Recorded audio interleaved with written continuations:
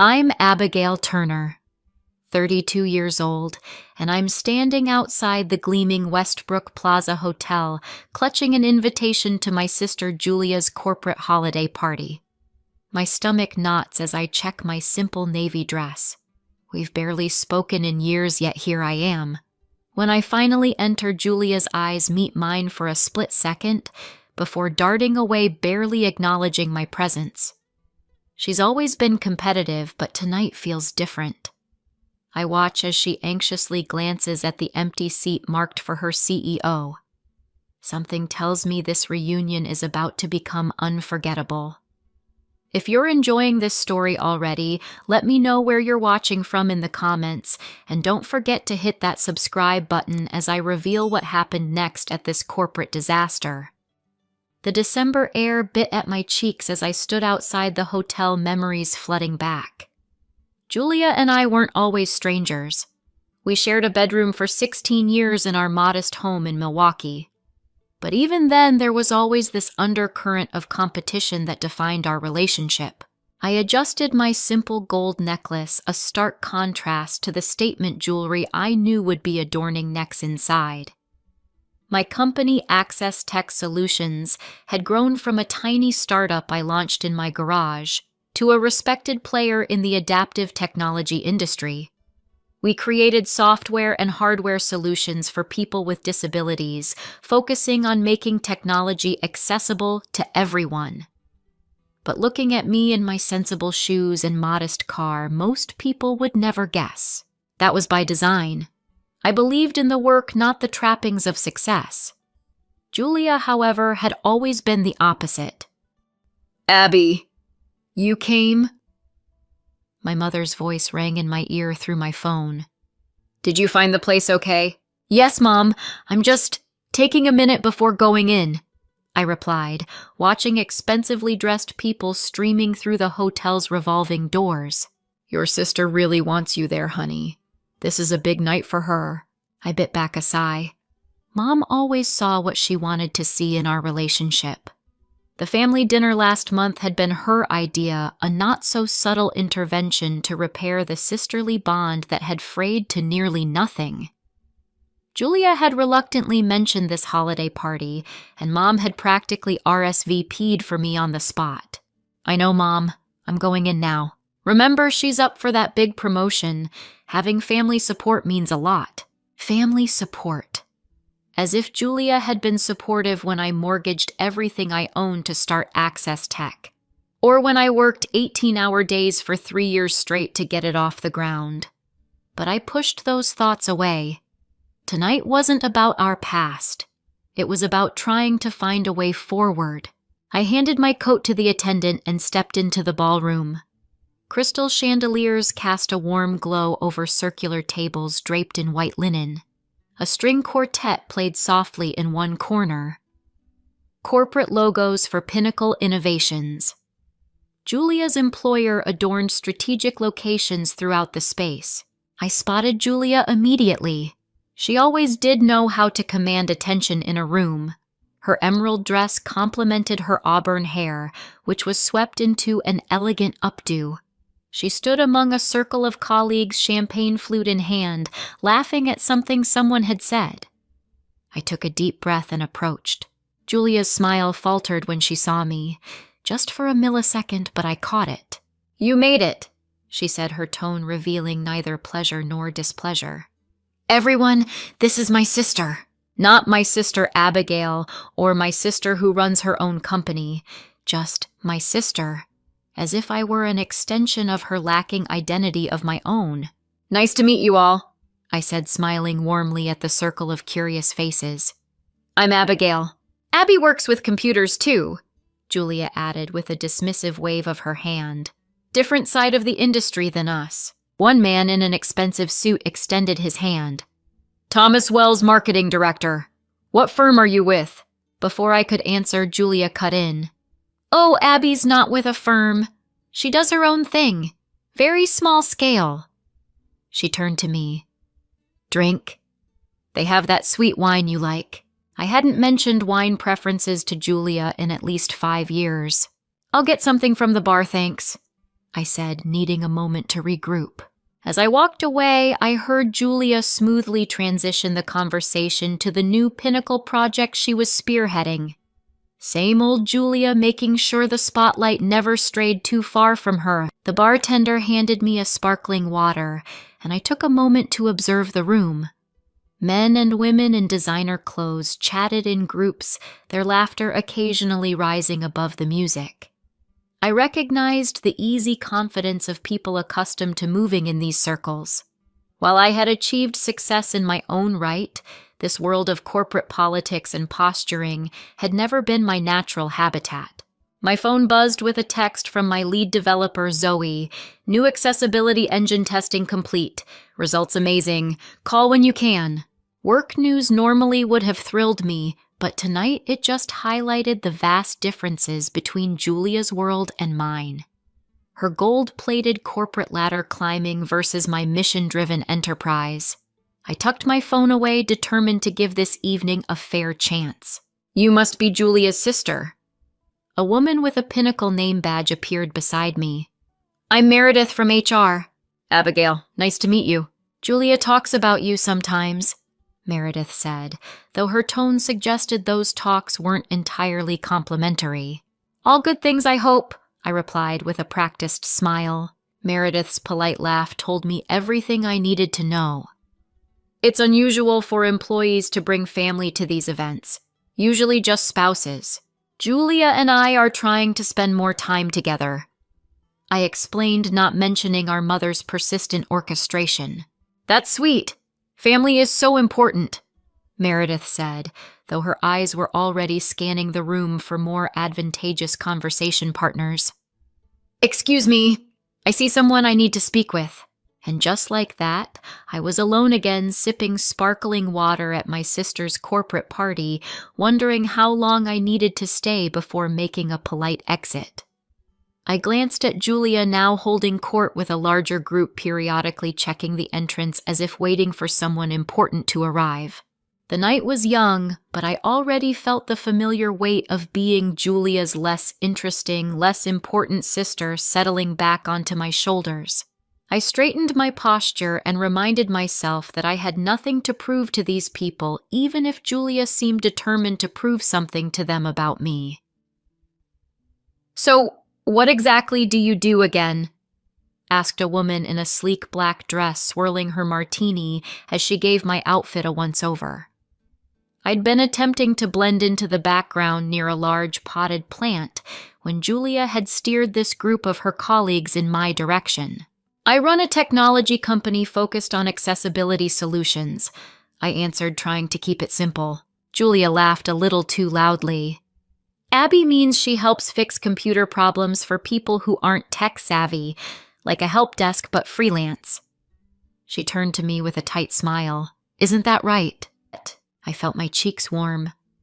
Actually, Access Tech develops adaptive software and hardware for people with disabilities.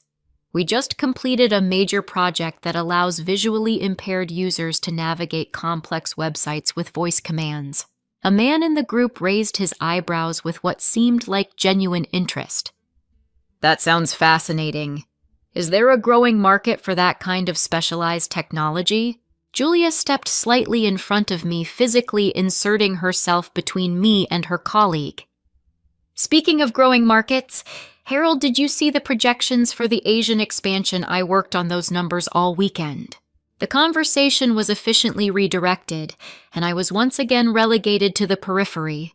I caught snippets of corporate jargon as Julia dominated the discussion, occasionally throwing glances my way as if to make sure I was witnessing her importance. Julia, your sister was about to tell us about her business, Harold said, attempting to circle back.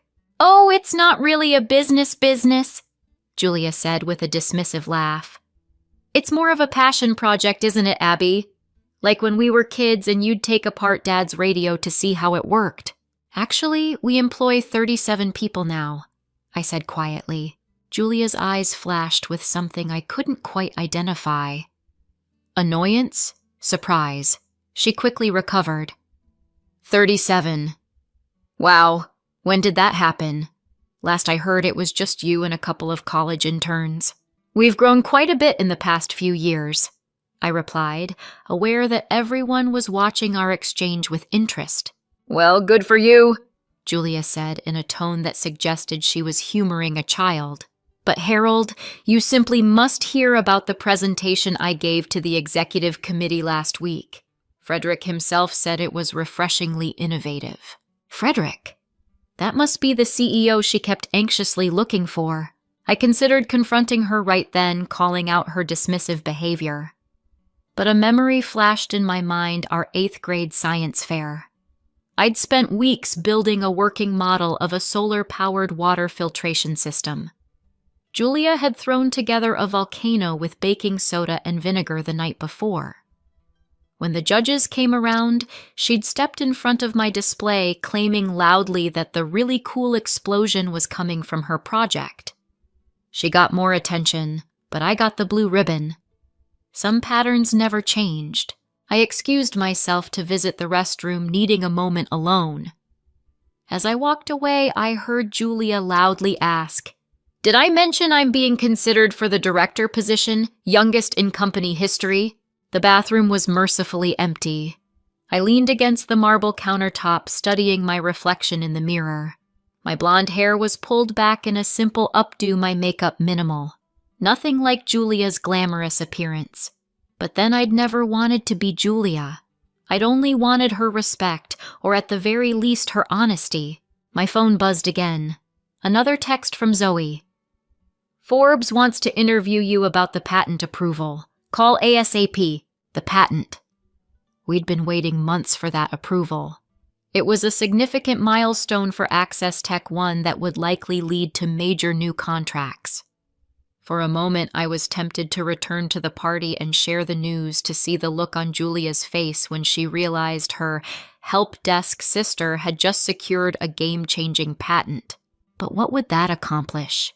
Would it fix years of competitive undermining? Would it suddenly make Julia see me as an equal rather than an afterthought? No. This wasn't about proving myself to Julia or her colleagues. I'd already proven myself in ways that mattered to me. I tucked my phone away without responding and returned to the party, determined to get through the evening with Grace intact. As I re-entered the ballroom, I noticed Julia deep in conversation with a stern-looking woman who appeared to be a senior executive.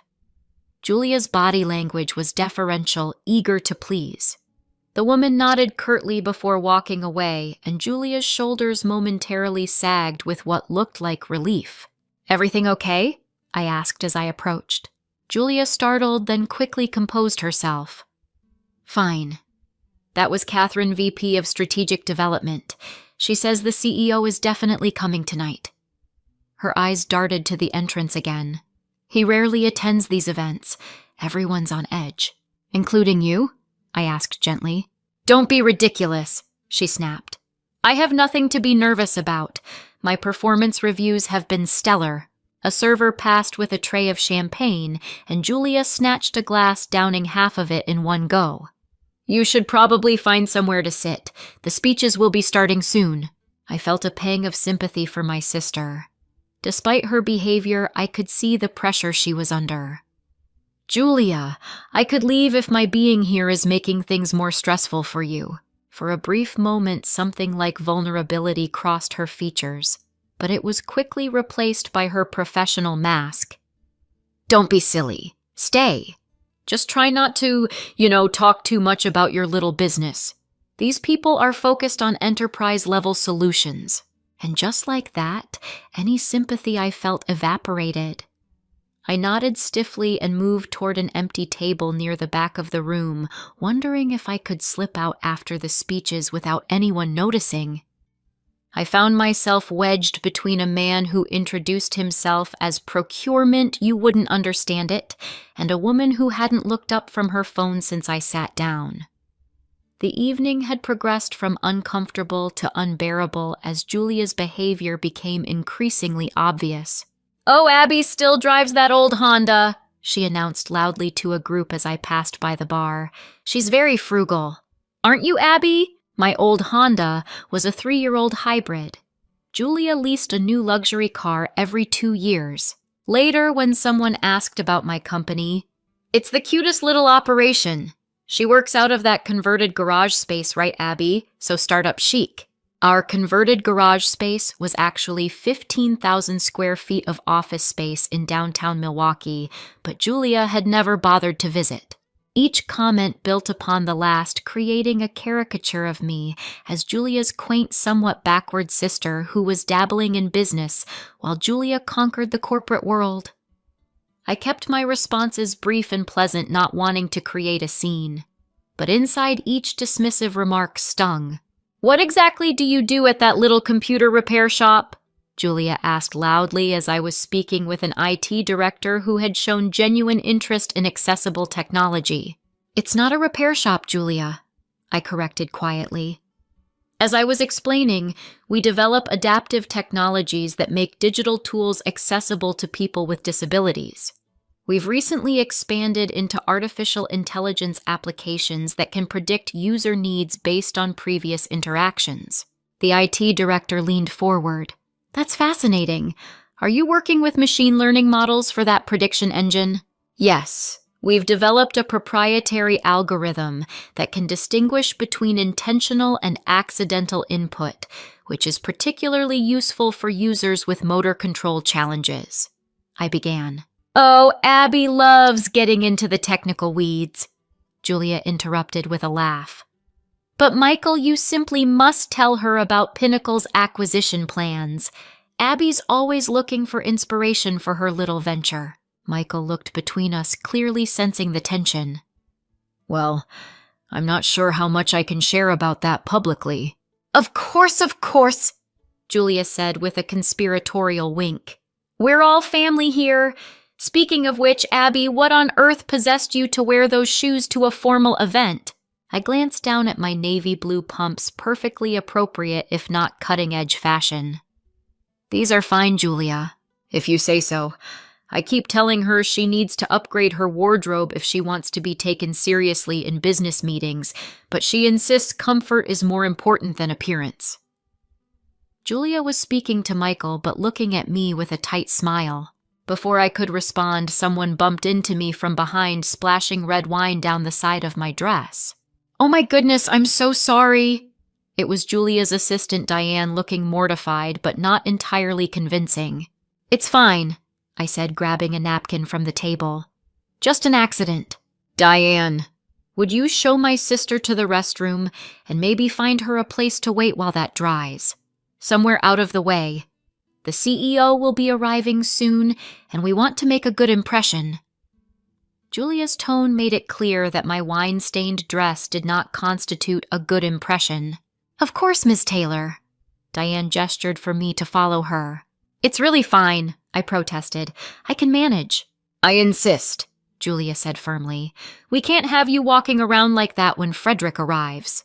As Diane led me away, I heard Julia loudly explaining to those nearby, "My sister, so clumsy since we were kids. Remember when she knocked over the entire display at my college graduation ceremony? Some things never change." I had never attended Julia's college graduation. Our father had been ill, and I had stayed home to care for him while Mom and Julia went to the ceremony. It was a completely fabricated story designed to diminish me further in front of her colleagues. In the bathroom, I did my best to blot the wine from my dress. The stain wasn't as bad as it initially seemed, but it was still visible. "Ms. Taylor suggested you might want to wait in the lobby until the speeches are over," Diane said, not quite meeting my eyes. "The CEO is very particular about these events." "I'm sure he is," I replied, "but I'll be rejoining the party. My sister was kind enough to invite me after all." Diane looked uncomfortable. "She was very specific about you waiting elsewhere." "Was she?" I met Diane's eyes in the mirror. "And do you always do exactly what Julia tells you to?" A flash of something that might have been respect crossed Diane's face. "Not always," she admitted, "but often enough to keep my job." I softened. "I understand. But I'm not going to hide in the lobby because of a small wine stain. I'll take responsibility if your CEO is offended by my appearance." Diane nodded and left me alone in the bathroom. I took a deep breath, remembering a similar incident from our childhood. I was 12, Julia 14. I had been selected for a regional science competition, and Julia had accidentally spilled orange juice all over my presentation board the morning of the event. I had stayed up all night remaking it while she slept soundly. The next day I took second place. Julia had never forgiven me for not failing. I straightened my shoulders and returned to the ballroom, determined not to let history repeat itself. I wouldn't be hidden away or diminished wine stain or no wine stain. As I re-entered the room, I heard Julia's voice amplified by a microphone. She was standing at the front of the room, glass raised in what appeared to be a toast. Her eyes found mine as I slipped in at the back, and a smile that didn't reach her eyes spread across her face. "And speaking of special guests," she continued, "I'd like to acknowledge my sister who made a rare appearance outside her comfort zone tonight." All eyes turned to me, and I felt a knot form in my stomach. This wasn't going to be good. "There she is, my +1 mistake!" Julia's voice rang out through the speakers, followed by a ripple of laughter from the crowd. I froze near the back wall, acutely aware of every eye in the room on me. "Come on up here, Abby. Don't be shy." I remained where I was, my feet seemingly glued to the floor. Julia's smile tightened almost imperceptibly. "Always the wallflower, my little sister," she continued. "Some of you have had the pleasure of meeting Abigail tonight. For those who haven't, she runs a charming little hobby business out of a garage." More laughter, though I noticed a few uncomfortable glances exchanged among the crowd. "She's always been the family tinkerer. Remember that laptop you tried to build from spare parts, Abby? The one that caught fire during the family Christmas?" Julia was on a roll now, encouraged by the audience reaction. Firefighters are not the traditional holiday guests, but Abby always did like to stand out. That incident had happened, but it was Julia who had spilled eggnog on the circuit board after I told her not to bring drinks near my workstation. I had been 17, building a custom computer to donate to a local community center. "Of course we all have to start somewhere," Julia continued in a faux generous tone. "I began in the Pinnacle mailroom, if you can believe it. Now look at me." She gestured to herself grandly. While some of us are content with small dreams and smaller achievements, others reach for the stars. The implication was clear. I was small, insignificant, underachieving. Julia was the success story. But we can't all be corporate climbers, can we? Some of us have to stay grounded, providing those little services that make other people's successes possible. So here's to my sister who's always been, well, exactly who she is. Julia raised her glass higher, and the crowd followed suit, many looking uncertain about what exactly they were toasting. I felt a burning humiliation spread from my chest to my face.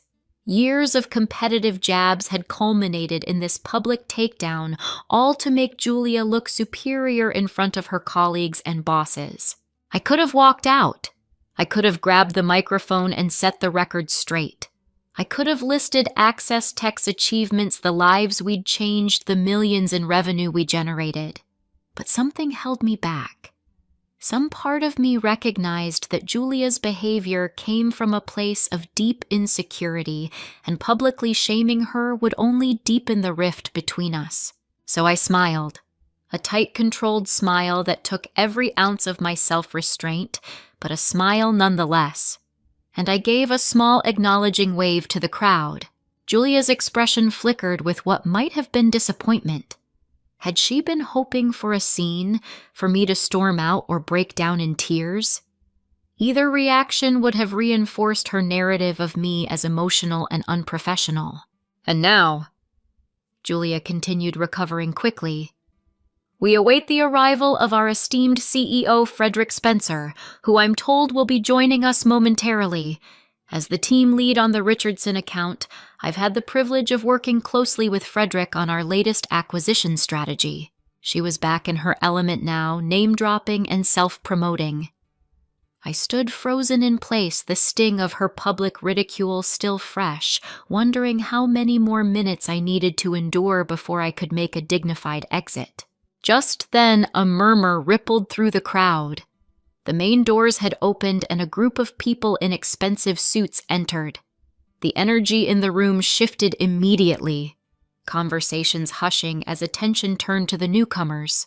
"Ladies and gentlemen," announced a woman who had taken the microphone from Julia, "please welcome our CEO Frederick Spencer and the executive leadership team." Applause filled the room as a tall man with silver hair at his temples strode in, flanked by several serious-looking executives.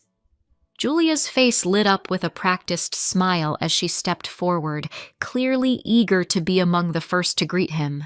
Frederick Spencer scanned the room with the calculated gaze of someone used to being the most important person present. And then, unexpectedly, his eyes landed on me standing quietly at the back of the room with my wine-stained dress. What happened next seemed to unfold in slow motion. Frederick Spencer stopped abruptly. The executives with him nearly collided with one another at his sudden halt. His expression transformed from polite corporate neutrality to genuine surprise and then astonishingly to what appeared to be respect. "Abigail Turner," he called out, his voice carrying across the now silent room. I gave a small nod, aware that every person in the ballroom had turned to stare at me, including Julia, whose smile had frozen on her face. And then Frederick Spencer, CEO of Pinnacle Innovations, did something that no one in that room expected. He walked directly toward me, bypassing Julia and all the other Pinnacle employees who had been vying for his attention. When he reached me, he extended his hand, and with a slight bow of his head said, "Good evening, ma'am. This is an unexpected honor." The room fell into a shocked silence so complete you could have heard a champagne bubble pop.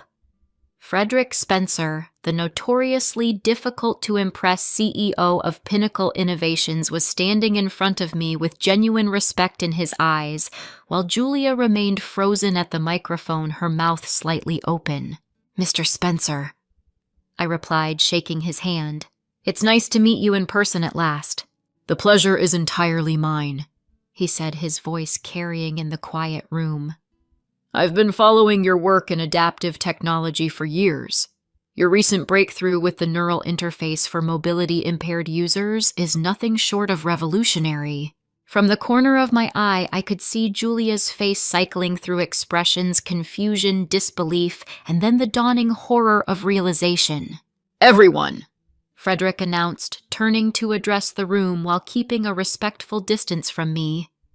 "For those who don't know, we are in the presence of one of the most innovative minds in accessible technology, Abigail Turner, founder and CEO of Access Tech Solutions."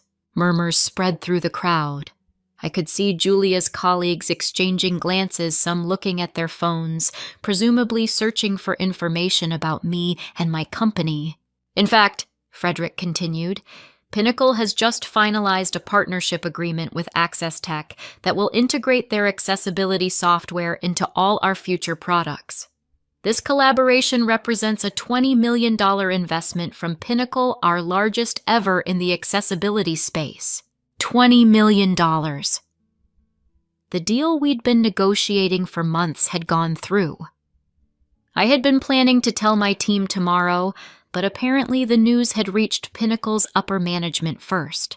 Julia's champagne glass was still raised in her frozen hand, the remnants of her mocking toast now a tableau of irony.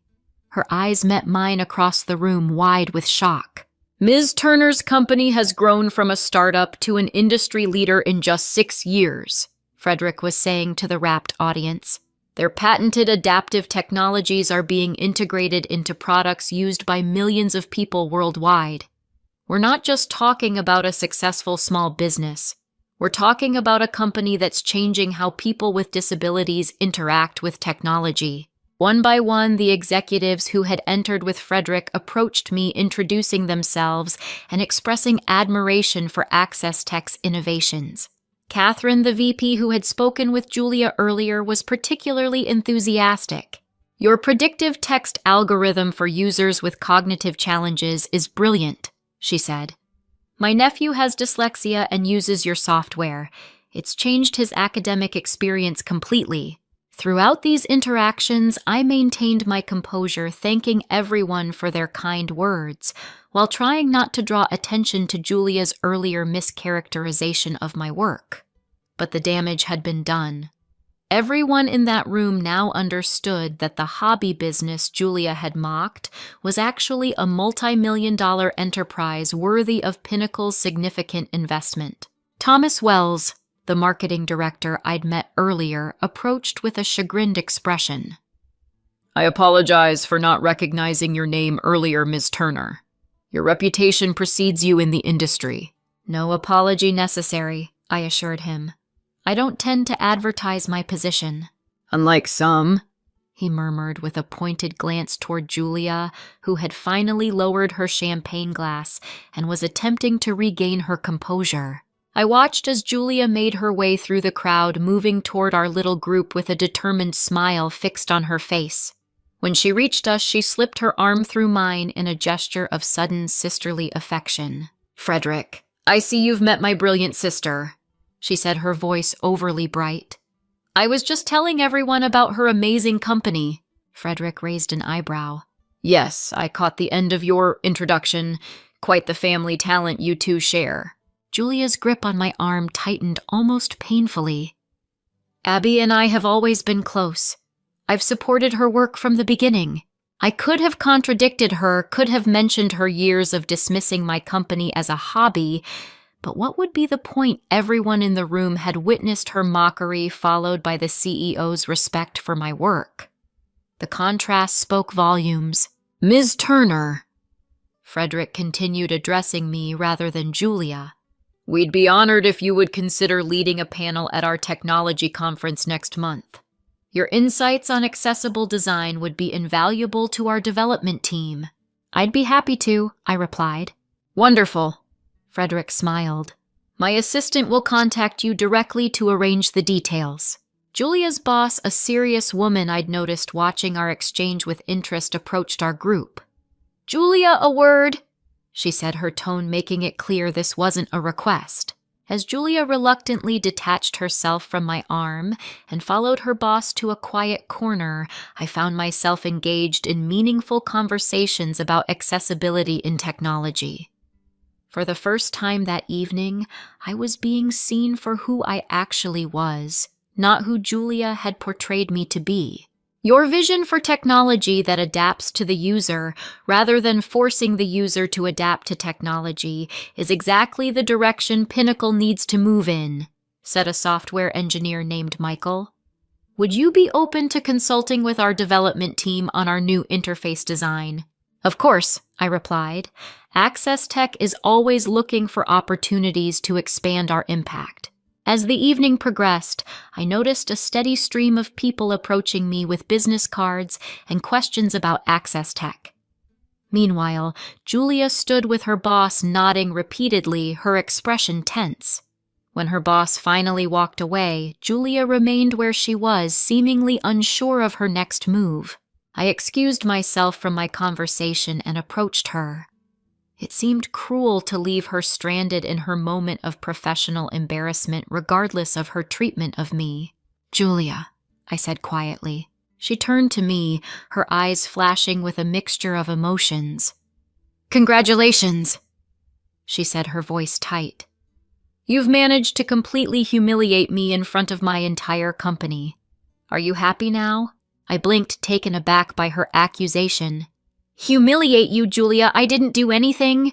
Exactly, she hissed, keeping her voice low but intense. You sat there and let me make a fool of myself. You knew about the Pinnacle deal. You knew the CEO would recognize you. Why didn't you say something? I stared at her, incredulous.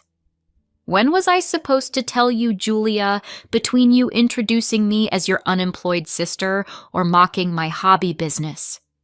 You never once asked me a genuine question about my work or my life. You were too busy creating a narrative that made you look superior. Julia's face flushed. That's not fair. I was just having a little fun with the toasts. It's what we do at these events. Publicly humiliating family members is a corporate tradition. I must have missed that chapter in business school. For a moment, Julia looked like she might argue further, but then her shoulders sagged slightly. My boss just told me the Richardson account is being reassigned. Apparently, someone with more diplomacy and professional judgment would be better suited to lead a major client relationship. I felt a pang of sympathy despite everything. I'm sorry to hear that. Are you? She looked at me skeptically. Yes, Julia, I am. Despite what you might think, I've never wanted to see you fail. I've only wanted you to see me clearly, to acknowledge my work with the same respect I've always given yours. Julia glanced around the room where several people were watching our interaction with undisguised interest. I should go mingle. Damage control. She started to move away, then paused. Your company really closed a $20 million deal with Pinnacle. I nodded. And you never thought to mention that when I invited you to a Pinnacle event. You didn't invite me, Julia. Mom did. And no, I didn't think to mention it because in the 6 years I've been building Access Tech, you've never once shown genuine interest in what I do. Julia had no response to that. With a tight nod, she walked away, immediately approaching a group of executives with her professional smile firmly in place. I decided it was time for me to leave. I'd experienced enough emotional whiplash for one evening. As I collected my coat from the attendant, Frederick Spencer approached again. Leaving so soon, Ms. Turner? The night is young. It's been quite an evening, I replied diplomatically. I have an early meeting tomorrow. Frederick nodded understandingly. Of course. Before you go, I wanted to personally thank you for the work you're doing. My daughter uses a screen reader due to her visual impairment, and your software has made a tremendous difference in her ability to work independently. I hadn't known about his daughter. Suddenly, his interest in Access Tech took on a more personal dimension. I'm very glad to hear that, I said sincerely. That's exactly why we do what we do. I look forward to our company's collaboration, he said, shaking my hand again. And I hope to see more of you at future Pinnacle events, perhaps under more straightforward circumstances. His knowing look told me he had understood exactly what had transpired earlier with Julia's toast. I smiled appreciatively and made my exit, stepping into the cool night air with a mixture of emotions I couldn't quite sort through. Relief vindication, sadness for my sister, hope for our new business partnership, and beneath it all, a lingering question about whether Julia and I would ever find our way to a genuine relationship. As my car pulled away from the hotel, my phone lit up with a text. It was from Julia. We need to talk. I sighed deeply. Yes, we certainly did. 3 days passed before I heard from Julia again. The text message saying, "We need to talk," hung unanswered between us, a digital representation of our complicated relationship. I had decided to let her make the next move to reach out when she was ready. In the meantime, I returned to Milwaukee and immersed myself in work. The Pinnacle deal was now public knowledge, and our office was buzzing with excitement. $20 million meant we could accelerate several research projects and hire additional staff.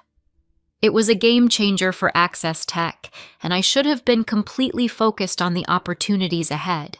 Instead, I found myself distracted by thoughts of Julia replaying our childhood moments alongside the events of the holiday party. Had I missed opportunities to bridge the gap between us? Had I contributed to the competitive dynamic by withdrawing rather than confronting her behavior directly? Earth to Abigail. Zoe waved a hand in front of my face during our morning meeting. You were miles away. Everything okay? Just thinking about the implementation timeline for the Pinnacle integration. I lied, shuffling the papers in front of me. Zoe gave me a skeptical look but didn't press the issue. Well, as I was saying, the Forbes interview is scheduled for Thursday. They want to focus on the patent and the Pinnacle partnership. Thanks, Zoe. Let's prep for that tomorrow. After the meeting, I retreated to my office, a modest space with large windows overlooking downtown Milwaukee. Unlike the corner offices of corporate executives, My workspace prioritized function over status. Prototypes of our latest adaptive devices lined one wall, while user feedback formed a collage on another. This was where I felt most at home, surrounded by the tangible evidence of Access Tech's mission. My phone rang, displaying an unfamiliar number with a New York area code. Abigail Turner, I answered. Ms. Turner, this is Catherine Simmons from Pinnacle Innovations. The voice belonged to the VP who had spoken with Julia at the party. I hope I'm not interrupting anything important. Not at all, Ms. Simmons. What can I do for you? First, please call me Catherine. After all, we're partners now, she said with a warmth that surprised me. I wanted to personally follow up on our conversation at the holiday party. Your insights on accessible design have sparked quite a discussion among our development team. We chatted for several minutes about potential collaboration opportunities beyond the formal partnership agreement. As the conversation wound down, Catherine's tone shifted slightly. On a more personal note, I wanted to apologize for what happened at the party. Your sister's presentation of your work was, well, it wasn't accurate or professional. I felt a surge of protectiveness toward Julia despite everything. Family dynamics can be complicated, I said diplomatically. Indeed, Catherine agreed. Still, I want you to know that Julia's behavior doesn't reflect Pinnacle's values of respect and integrity. We've had a discussion with her about it. I winced imagining Julia's humiliation at being reprimanded because of me. I appreciate your concern, but I hope this won't negatively impact Julia's position at Pinnacle. She's very talented. She is, Catherine acknowledged.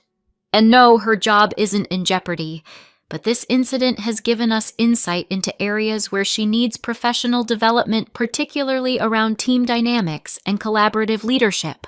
After we said our goodbyes, I sat staring at my phone, wondering if I should reach out to Julia. Before I could decide, an email notification appeared on my screen. From Julia. The subject line read simply, I'm sorry. I clicked it open with trepidation. Abby, I don't know how to begin this email. I'm sorry seems inadequate for what happened at the holiday party, but it's the truth. I am sorry. My boss suggested I take some time to reflect on my professional conduct, which is corporate speak for, you really messed up. She's right. I did mess up. Not just professionally, but personally. As your sister. I told myself I was just having fun with the toast, but that's not true. I deliberately tried to diminish you and your achievements because I felt threatened. I've always felt threatened by you, Abby. You've always seemed to succeed so effortlessly at the things that matter while I've had to fight for every inch of recognition. That's not an excuse. It's just context for a pattern of behavior I'm only now recognizing. I'd like to meet and talk in person if you're willing. I'll be in Milwaukee next weekend for a client meeting. Perhaps we could have dinner. Julia. I read the email 3 times, searching for the typical Julia deflections or subtle jabs, but there weren't any. It seemed genuine if cautious. I replied with a simple acceptance of her dinner invitation, suggesting a quiet restaurant near my office.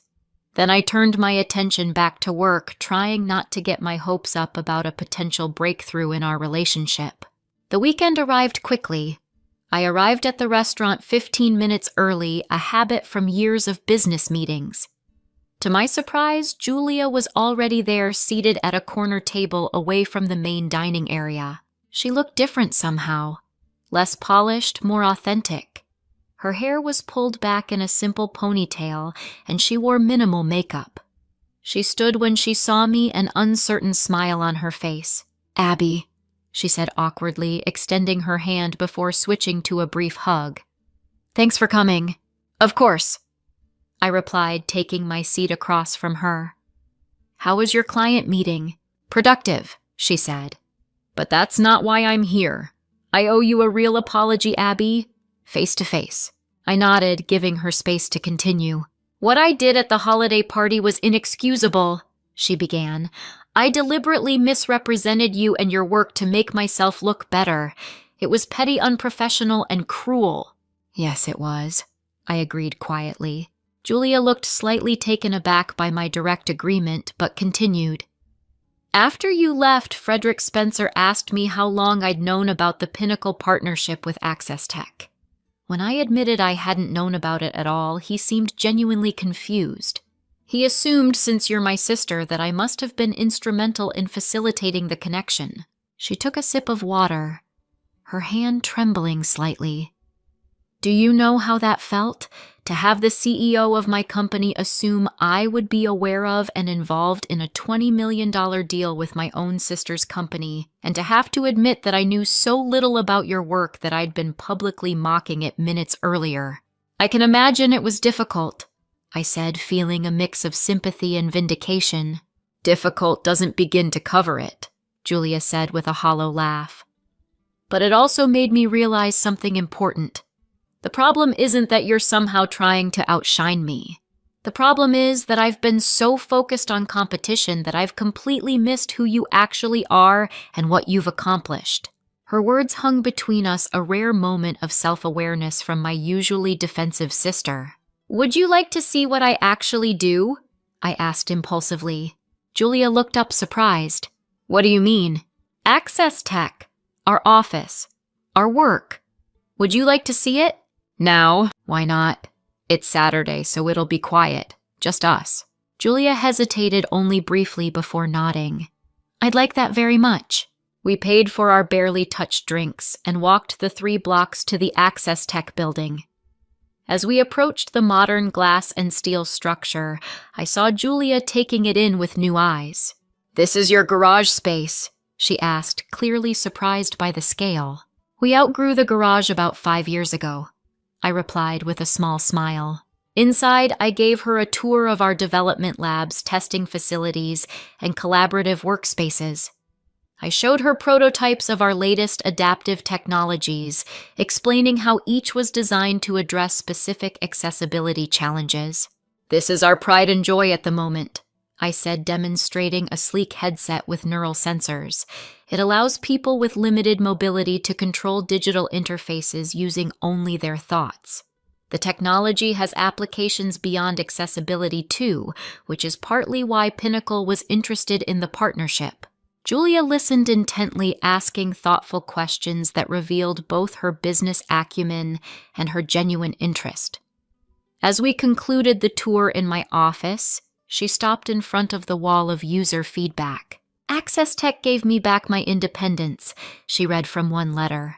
For the first time in 15 years, I can work again without assistance. She turned to me, her eyes shining with what looked like unshed tears. This is what you do, Abby. You change lives. I nodded, suddenly emotional myself. That's the goal. And I reduced it to fixing computers for people who aren't tech-savvy, she said, shaking her head in dismay. I am so sorry. Why, Julia? I asked the question that had been haunting me for years. Why has it always been a competition between us? Julia sank into a chair, looking out at the Milwaukee skyline through my office windows. I've been asking myself the same question since the party. I think it goes back to when we were kids. You were always the smart one, the one with the big ideas and the determination to make them happen. You were smart too, Julia. You still are, but in different ways, she acknowledged. You were building circuit boards while I was building social networks. You solved problems. I navigated people. And somewhere along the way, I convinced myself that your kind of intelligence was the kind that mattered more. So I tried to compete on your terms, and when I couldn't, I tried to diminish your achievements instead. Her honesty was disarming. This wasn't the defensive, competitive Julia I was used to. This was someone engaged in genuine self-reflection. I've been thinking about that science fair in 8th grade, she continued. Your water filtration system versus my baking soda volcano. I smiled at the memory. You got more attention. But you got the blue ribbon, she countered. And I was so jealous. Not just of the ribbon, but of how you didn't seem to need the attention. You were satisfied with creating something that worked, something that mattered. I've never had that kind of internal validation. We talked for hours, unraveling years of misunderstandings and competitive patterns. Julia shared how our parents' constant comparisons had shaped her view of herself in relation to me. I admitted that my withdrawal had probably contributed to the distance between us, that I had given up on trying to have a genuine relationship rather than continuing to make the effort. As evening fell, casting long shadows across my office, Julia asked, "Do you think we can start over? Not forget the past, but maybe build something different going forward." "I'd like to try," I said sincerely, "but it has to be based on who we really are, not who we think the other wants us to be." Julia nodded, a genuine smile spreading across her face. "I'd like to get to know my sister, the innovative CEO who's changing lives with accessible technology. And I'd like to know my sister, the strategic thinker who navigates complex corporate environments," I replied with an answering smile. 6 months later, I stood backstage at the Pinnacle Technology Conference preparing to deliver the keynote address on the future of accessible technology. Julia waited with me, no longer working for Pinnacle, but for a smaller firm where, in her words, the culture better aligns with my values. The holiday party incident had prompted her to reevaluate not just our relationship, but her career path as well. After several frank conversations with her boss, she had realized that the competitive, often cutthroat environment at Pinnacle was bringing out her worst qualities. Her new position at a women-led technology consultancy offered fewer status symbols, but greater satisfaction and a healthier work culture. "Nervous?" she asked, straightening my blazer with a sisterly touch. "A little," I admitted. "Public speaking isn't my natural habitat." "You'll be amazing," she assured me. "Just talk about the work the way you talked to me that day in your office. The passion comes through." As I stepped onto the stage to address the audience of industry leaders and developers, I caught sight of Julia giving me a thumbs up from the wings. Our relationship wasn't perfect, and we still had moments of falling into old patterns. But we were making progress, learning to see and appreciate each other for who we really were, rather than through the distorted lens of competition. In the end, that was the most meaningful success of all. The thunderous applause following my keynote speech at the Pinnacle Technology Conference still echoed in my ears as I stepped off the stage. Julia was the first to greet me, wrapping me in a genuine hug. "You knocked it out of the park, Abby," she beamed. "Did you see Frederick Spencer nodding along when you talked about integrating adaptive technologies from the design phase? You've got him completely convinced." I laughed, feeling light with relief and accomplishment.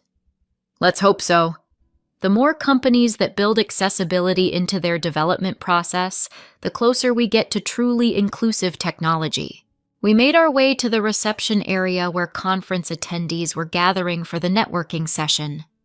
Several people approached to congratulate me on the speech, including Catherine Simmons, who had become a valuable ally within Pinnacle. "Abigail, that was exactly the message our development team needed to hear," she said warmly. "And Julia, how lovely to see you again. How's the new position treating you?"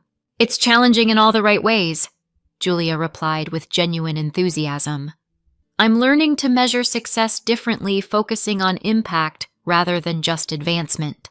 As Catherine moved on to greet other guests, Julia leaned closer to me. 6 months ago, I would have been jealous of you being the center of attention like this. Now I'm just proud. It's a strange feeling, but a good one." Her candor touched me deeply.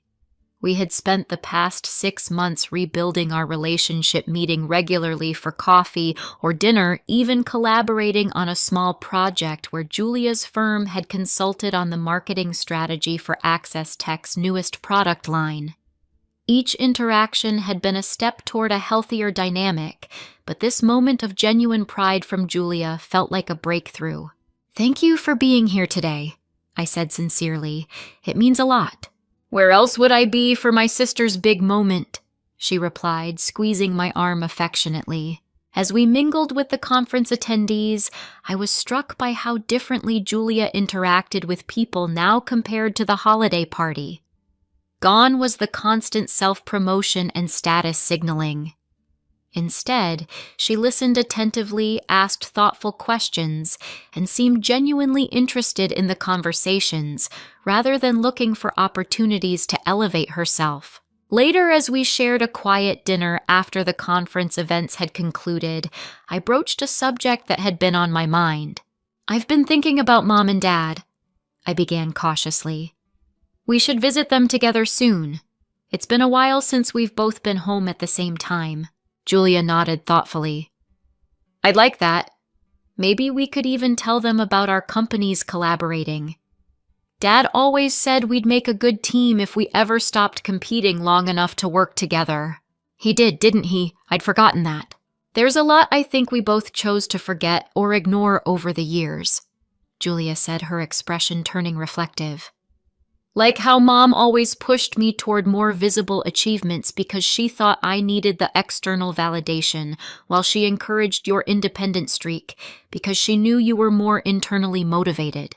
I considered this perspective, which Julia had never shared before. "You think Mom was trying to support our different personalities rather than playing favorites?" "I've been seeing a therapist," Julia admitted. "Part of my post-holiday party self-improvement plan. She's helped me recognize some patterns in how I interpret past events. I always assumed Mom favored you because you were smarter, but looking back, I think she was just trying to parent us according to our different needs. This reframing of our childhood opened up a new avenue of healing for both of us." Over dessert, we shared memories comparing our different perceptions of the same events, and finding that the truth often lay somewhere in the middle of our experiences. "Do you remember that career day in high school?" Julia asked. "When I said I wanted to be a CEO and you said you wanted to be an engineer." I nodded, smiling at the memory. "Dad joked that we should start a company together. And here we are, a CEO and a strategic consultant finally collaborating instead of competing," Julia mused. "It only took us 20 years to follow his advice." The evening ended with plans for a joint visit to our parents and a commitment to monthly sister dinners regardless of our busy schedules. As we parted ways outside the restaurant, Julia hugged me tightly. "I'm sorry it took something as dramatic as the holiday party fiasco for me to see what I was doing," she said. "But I'm grateful for where we are now." "Me too," I replied honestly. "Sometimes the most painful moments lead to the most important growth." In the months that followed, our relationship continued to strengthen. Julia visited Access Tech regularly, taking a genuine interest in our projects and even offering valuable insights from her business perspective. I attended events at her new company, supporting her as she built a reputation based on substance rather than self-promotion. The holiday season arrived again, and with it came another corporate party, this time at Julia's new firm. She had specifically requested that I attend as her guest of honor. "No hidden CEOs this time, I promise," she joked when she extended the invitation. "Just a chance to celebrate together." The contrast between this event and last year's Pinnacle party couldn't have been more striking. Julia introduced me proudly to her colleagues, accurately describing Access Tech's work and our recent achievements. She seemed comfortable in her own skin, no longer needing to diminish others to feel successful. During the evening, Julia's new boss raised a toast to the team's accomplishments over the past year. When she specifically mentioned Julia's contribution to their recent client acquisition strategy, I felt a surge of genuine pride for my sister. The recognition was well-deserved, based on actual achievements rather than self-promotion. Later, as we stood by the window overlooking the city lights, Julia reflected on her journey. "You know, losing that promotion at Pinnacle was the best thing that ever happened to me professionally. It forced me to reevaluate what success really means." "And what does it mean to you now?" I asked. "Doing work that matters," she replied without hesitation. "Building relationships based on mutual respect. Finding satisfaction in the process, not just the outcome." She smiled at me. "All things you seem to understand intuitively while I was busy chasing external validation." "We all find our own path," I said gently.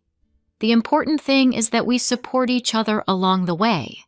As I drove home that night, I reflected on the remarkable transformation in our relationship over the past year. From the humiliation and revelation of the pinnacle holiday party to the genuine connection we now shared, the journey had been challenging but immeasurably rewarding. Success, I had learned, wasn't just about building a thriving company or securing multi-million-dollar partnerships. It was about creating space for authentic relationships, supporting others in their growth, and finding freedom from the need for external validation. True success included the ability to celebrate others' achievements without feeling diminished by them. Julia had finally learned that lesson too, finding greater fulfillment in a role that aligned with her values than in the prestigious position she had once so desperately pursued. By stepping away from the constant competition that had defined our relationship for decades, we had both found something more valuable than any professional achievement, a genuine sisterhood based on mutual respect and support. As I pulled into my driveway, my phone lit up with a text from Julia. "Thanks for coming tonight. Love having my sister in my corner." I smiled, typing a reply, "Always. That's what sisters are for." Have you ever experienced a moment of truth like this in your own life? A time when someone who underestimated you was forced to see your true value? I'd love to hear your stories in the comments. And if this tale of sisterly redemption resonated with you, please hit that like button and subscribe to hear more stories of triumph over family drama. Remember that sometimes the most powerful response to disrespect isn't a loud comeback, but simply standing in your truth and letting your accomplishments speak for themselves.